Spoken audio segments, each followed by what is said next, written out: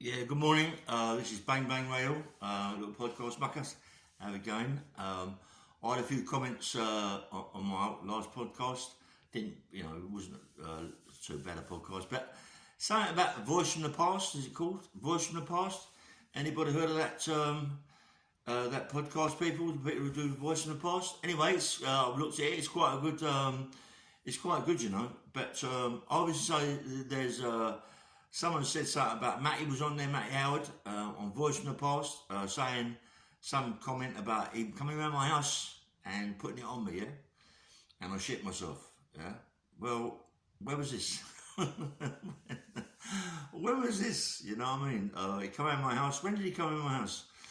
He come in my house and he put it on me and I shit myself. I'm trying to find the podcast. I can't find it. I want to find it. I'm going mad. I've been up about 10 or 15, 20 and I can't find it, you know what I mean? So someone who's seen it, let me know. I want to see the podcast. I can't believe that Matty has gone and said that he came in my house and I shit myself, yeah? I think the people who know me and know Matty, that I don't think Matty's got too much chance. Oh my God, come out of my house and I shit myself. Listen, Matty, if you're listening, mate, behave yourself, yeah? Behave yourself, try and be a good boy. Do you know what I mean? It's easy to say these things on a podcast, you know what I mean? But where are you, mate? Let me know. Come on, mate. Don't be silly little boy. Act your age. You know what I mean? Act your age. You keep saying you're threatening people and doing this with people and you never do it, yeah? As far as I'm concerned, you're a complete wanker. You know you are anyway. It goes without saying. So many people from the bush, all sorts of people from the bush that I know are proper people can really, really have it. And, I ain't got to ask them people about you, Matty. Come on. You know me. I've known you a long time. I've known you from a kid. You're a wanker. And that's all there is to it. You're a little con merchant who cons people out their money. Well, fair play to you, mate. If you're getting it, you're getting it. You know what I mean? But you are a wanker. And, I don't know if you're still living in the same place in Amwell. Quite a few people have seen you walking down Ealing High Street or South Ealing and Amwell and all that. So good luck to you, mate. But, you can't be saying any things, matey.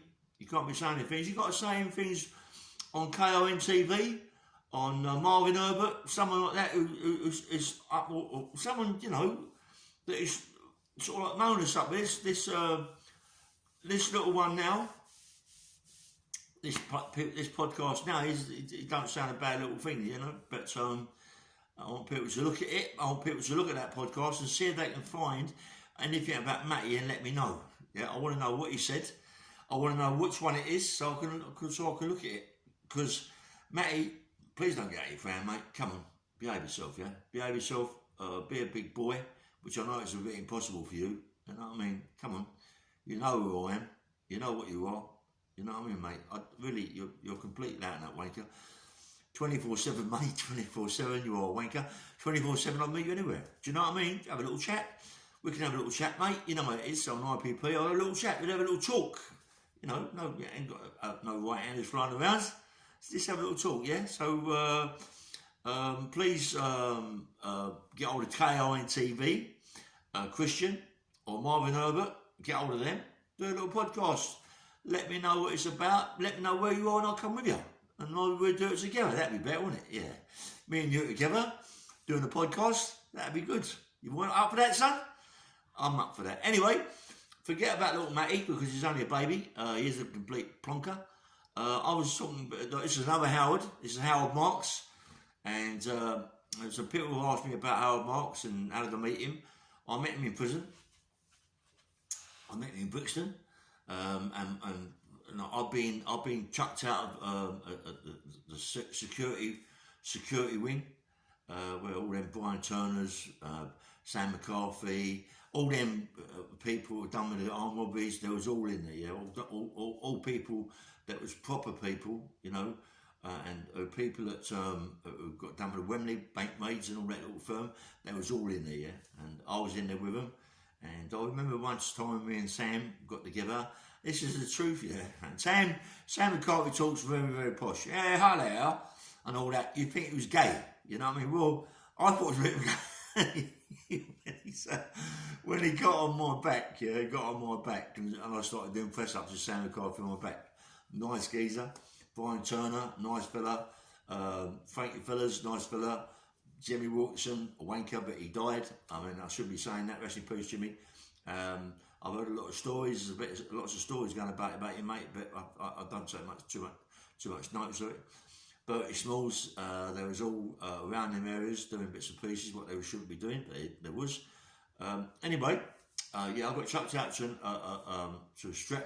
Streatham police station, where I was charged. Well, they wanted to ID me about a police officer being murdered, or a police officer being really assaulted bad, and I was up for it, you know, and they pulled me in and tried to do me on the ID.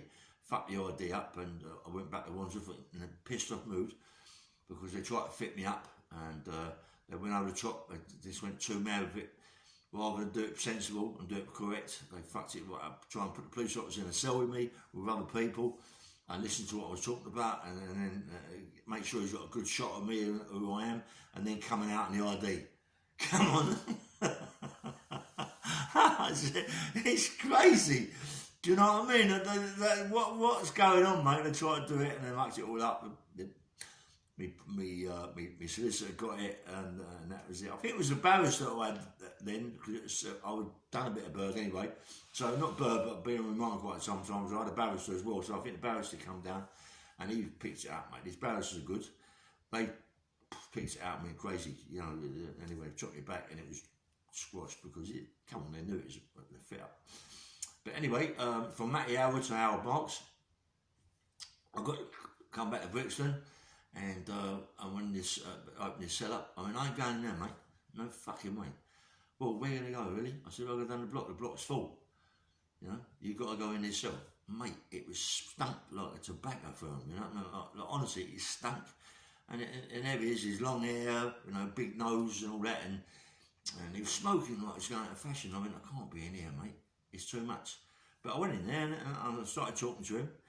And he became a nice fella, telling him about all the bits and pieces he does, all this Thai grass and all that importation of this, importation of that, all that stuff in the loft, all them tons of cannabis in the loft. Mad, mate. The geezer was a proper man. And it's like, funny how life goes on, yeah? Because them people, those people, like Sam McCarthy, all them people you meet in prison, and I met Sam McCarthy in Albany. When I went to Albany, he was there. It's crazy that you meet these people now and again, and you bump into them later. And look at this bit of fat, he's driving me mad. I've got to get rid of that. Anyway, so, you know, like, and Howard Marks, same Howard. You know, I mean, I was in that not very long with him. Good looked after me, you know. He looked after me, Howard. He had lots of food in there and all that. He loved me, but I was talking to him. I half looked after him, really, and I was only like a kid. But I half looked after him. He liked me. I was doing press-ups all the time, sit-ups all the time, and he just liked me the way I was, yeah. And it's mad that later on in life, I'll get involved with Mickey Gooch. I see Mickey, and it's all like Howard is involved with Howard Marks and this, that, and the other. And I mean, it's crazy that I bumped into him, and fucking mad, mate. It's like the way life goes around. Do you know what I mean? Go in prisons, meet him, talk to him, get involved with people, and then meeting with Mickey Gooch. And my pal Mickey Gooch, the best guy that anybody could ever meet. You know what I mean? I'm with this guy Terry now. Terry's on the same par as Mickey. You know, Mickey was a bit heavier than Terry. Terry's very sensible in respect that he doesn't have none of this such violent shit. You know, he won't have none of that back around him. You know what I mean? He won't have no talking about violence, talking about villainy and gangsterism and all that shit. He isn't about that. You know, he gave me this place to live in. It's unbelievable, and you know, it's about getting my life together. Him helping me get my life together. And as I say, it's about me writing a book. Sorry, beg your pardon. Sorry, it's about me getting the book going. And the book's going to be very, very soon now, and it's going to take maybe 3 or 4 months, and then it's got to be published and all that. And I've got a good publisher on the firm, so it's going to be nice. And it's going to be 1 book, 2 books, maybe even 3 books. You know what I mean? I've got a big life. There's no one had a life like me, mate. No one. No one's had a life like me as going through a kid, from a child, for what I've gone through. you know what I mean, to sort of being in prison for what I've gone through, and then enforcer, what I've gone, well, not so much that, but being in prison, coming out, street fighting, prize fighting, illegal fights, then moving on to being an enforcer, then more bird. Come on, it's like IPPs. It's a big old turnout, mate. And then many stories. Many stories I've got about it. You know, it's unbelievable. You wouldn't believe the stories. You know, listen, when you go in prison, yeah, you either make it or you break it. Either you're tough or you're weak. You got to go in there. And remember, when you're in there, be strong, mate. You've got to be strong mentally, and you've got to be strong physically. You've got to get over this shit, you know what I mean? You've got to get over it. There's no point in going in there crying your fucking eyes open, because it's going to crack you up. You're going to go on drugs. You're going to come out a mess, yeah? Me, I went in there, cried for about, I don't know, couple of 3 weeks, 4 weeks, 5 weeks. I just cried about what I've got to everybody, your pills and shit like that, yeah? But then I put my head down, got my IPP, I've got whatever bird I got before, 21s and fucking 14s and 16s and all whatever I got. I put my nut down and done it, yeah? And went in there, mate. But, you know, what's really lucky, when you do ball stall, you meet your people, you meet your people later on in life, you meet them again in other prisons, believe it or not, you know. But ball stall made us all to be, what was really, ball stall made us all 100% fit, all 100% like military, you know, you do everything by the watch. It's all military. You come out so fit, it's unbelievable. You can jump over walls 10 foot 10 foot back and high. Do you know, like, I didn't, I got caught on a 10 foot, I shouldn't say that really. But, you know, ball stalls are the one, man. Ball stalls, you come out like a soldier. And then I went into my YP. There again, I come out like a soldier. All the time, I become out a power lifter. I'm strong power lifter for weights that are phenomenal weights that maybe fuck my heart up, fuck my body up a bit, but for phenomenal weights. I mean, come on, it's like, I done a 795 deadlift, and I was a kid, 18, 19, 17, 18, 19 years of age, 795 deadlift, pounds, not kilos, fuck me, pounds, 795 pounds, you know what I mean? Benching fucking 340, 350, benching, pounds, only pounds, but squatting like 420, 440, not a very good squatter, I used to use my back, but come on, I'm a kid, and we're going against men in different prisons, and we beat them, Southern area, into prison, Southern area champions, Aylesbury prison, business, mate, big people, you know, big Welsh fucking, I forget his name, big Welsh guy, big guy from Southampton, black guy, Ted Wayne, there was some people in there, mate, that absolutely powerful. This Ted Wayne, mate, he went down like that. When he done squats, his back was straight. Little guy, massive legs, 500 pound squat. 500 pound squat, fucking unbelievable for the size of his geese, you know what I mean? Went down, bop, come up, it was fantastic. You know, and you got Gary from Southampton, mate, he was so powerful. I mean, he could do, I reckon if he was like really trained hard, this guy, he could do like 1,000 pound squat easy. Honestly, I'm not joking. I know it sounds over the top, world records and all this, and but I'm telling you, even then, as a boy, in Aylesbury, when we was all kids, this guy was about 22, 23 stone. That's the only thing he gave away so much weight. I think it's £3 per pound or £5 per pound, something like that. And this Gary, mate, unbelievable. Anyway, let's forget about that. Let's get back to prisons, like my YP, and move on from that YP. I mean, you come out a soldier, you go into armed robberies, then what happens? Law of averages says that you will get nicked. You will get nicked one day. If you don't get nicked, you'll get grassed up, and then you get this big confiscation. It wasn't so much confiscation or Zen in them days. It was just getting nicked and this, that, and the other. Yeah? So you get nicked, you meet a lot more people. You come out, do your birds, you meet other people. You get nicked again on robberies. You're doing loads of on robberies again, and you get nicked again. It's one of the things that happened. I wasn't very good. I wasn't a very good arm robber. But I was game, yeah, I was very game, and you know, I got more money being an enforcer, you know, I was a bit heavy, and no one fucked about with us, mate. we was a bit heavy people. And I mean, even when I moved to Lewisham, I was around proper people. I mean, people you wouldn't believe. I mean, these people, mate. You've got Harry Haywards, fucking hell, at a pub called the Art and Heron, dangerous pub. Everybody in there was proper people, mate, proper gangsters, proper enforcers, dangerous people. You've got Billy Haywards. Billy Haywards more dangerous than Harry. You know, he got done with lots of shootings in the club, the Smithy and all that down there. You know, he got Blundels. You've got the Blundels, mate. Look at the Blundels. Look at the Blundels. Billy Blundell. Billy Blundell was away with, mate. He was fucking one dangerous man, Bill. You know, I mean, respect to Billy Blundell, mate. He died, rest in peace, Bill. You know, Eddie, they got involved with the ice cream vans and all that. Very fucking dangerous. I mean, I remember coming out of prison, going to Eddie. This is all big stories, you know. These are going to be big stories. I remember going to Eddie and seeing Billy and going to Billy's place, and mate, you know, like walking there, a big ring in the front room, and he was like proper people, mate. You know, the old arse got booed a little bit, you know what I mean? But you know, got loads of people in there, you know what I mean? You never, you know, going to see Bill, and I got on well with Bill. Bill liked me, mate, and he took me around his cart. He's got a big cart place, dreadish pits, big pits full of water. I bet there's a few people gone in there. Walking around there with Bill, getting on the boat, going across and all that, showing what it's about. Shit resort, really, going on the boat, fuck that. Anyway, yeah, when he showed me all the cart things, earning fortunes, he just, listen, the guy was a gangster, mate.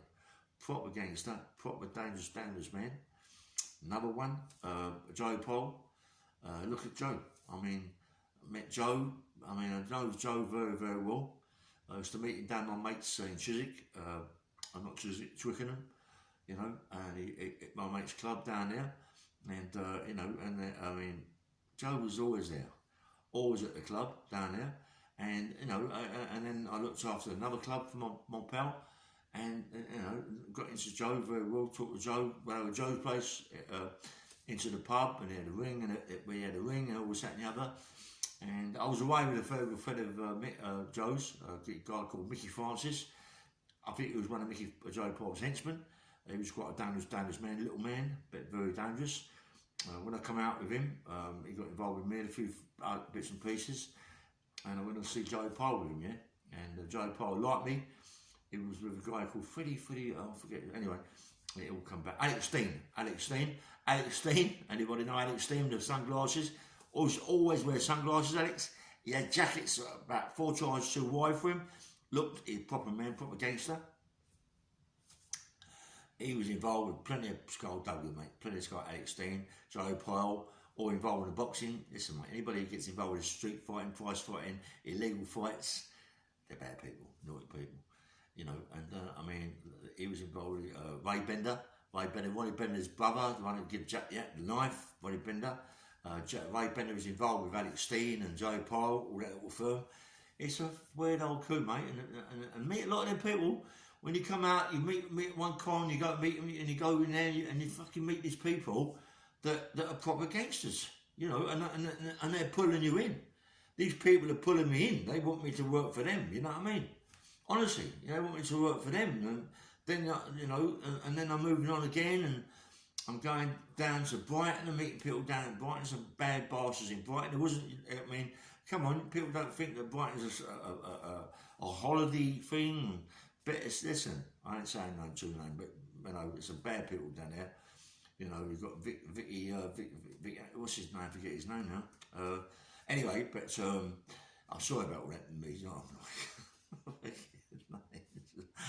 Oostrotton, that's it. Victor Oostrotton. I mean, I went down there with Jimmy Tibbet and put it on Oostrotton. And Oostrotton runs Brighton. He's a dangerous man, mate.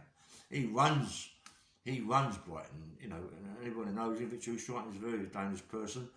Got to know him. You know, and Jimmy and all that, and working with Jimmy. Listen, it goes on. It goes on and on and on and on. But I didn't come on his podcast to tell you about all my gangsterism. I'll come on my podcast just to talk about silly Matty Haywards, yeah? So anybody that knows his channel, I'll put it on before. look it up, and let me know what Matty Haywards has to say and where it is, so I can look at it. Come on, I've got to go and get on to Matty Haywards. He can't be doing this. He's one silly little boy. He's a silly little boy. He might fucking, if he knows I'm going to come and see him, he might put himself down the hospital with his sisters and stay there for a couple of 3 months. You know what I mean? As he does.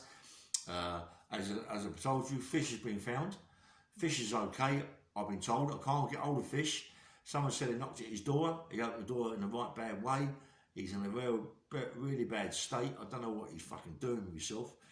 And I thought he was a bit more sensible than that. Whether he's got his COVID, I don't know. Well, I've got a funny feeling I know what he's doing. But Fish, if you're watching this, mate, get yourself together. Give me a call. What's wrong on? Come on, mate. You're not my number. You got your phone. Have you sold your phone for something? You ain't gone into that silly mood, have you? Sold like your flat. You know, listen, give me a call. I don't like what I hear. I don't like it, Fish. You're a big man. You've done a big sentence. You're an IPP. They can recall you, mate. So be careful, yeah? Be careful. Come on, get on this pod. Get on this podcast. Make yourself busy. Do a book, Fish. Come on, you've got a few people. You've got Lee Wolseley, mate. He's one of the best bookmakers going. Done Lenny McLean, done a few people. He'd do your book. He's up for it. Come on, he likes you, he loves you. In not that way. I don't think so. But anyway, yeah, is it? What's going on? You know what I mean? What's going on, mate? What's going on, Lee? What's going on, Fish? What's going on here? Anyway, I know Fish was seeing Matty. Whether or not Matty, he done things to Matty that, because Matty's a bit gay, you know. Not people know this, but Matty's gay. You know, Matty's always been around gay people, you know, and I have been told a few things, you know, but it's unbelievable that Matty's 2-3 up with people, gay people. I mean, you know, come on, you hear these things, you let it go over your head, you know, but he is gay, Matty, and being involved with Fish, you don't know, Fish might have got stuck up him, and they're together. I don't really know what's going on, but anyway, if people know about it, let me know what's going on, please, and because I don't like to see my mate Fish getting in trouble with an arsehole like Matty, you know what I mean? So please get in touch with me about it if you can. Please like and subscribe. I know it's a bit of a silly podcast, in and out, but it's what I do, and I start my book very soon. You know, and crack on with that, mate. I'm going to crack on with that. I've got all sorts of things to do. I can't wait. I can't wait to get into this book. Anyway, please like and subscribe.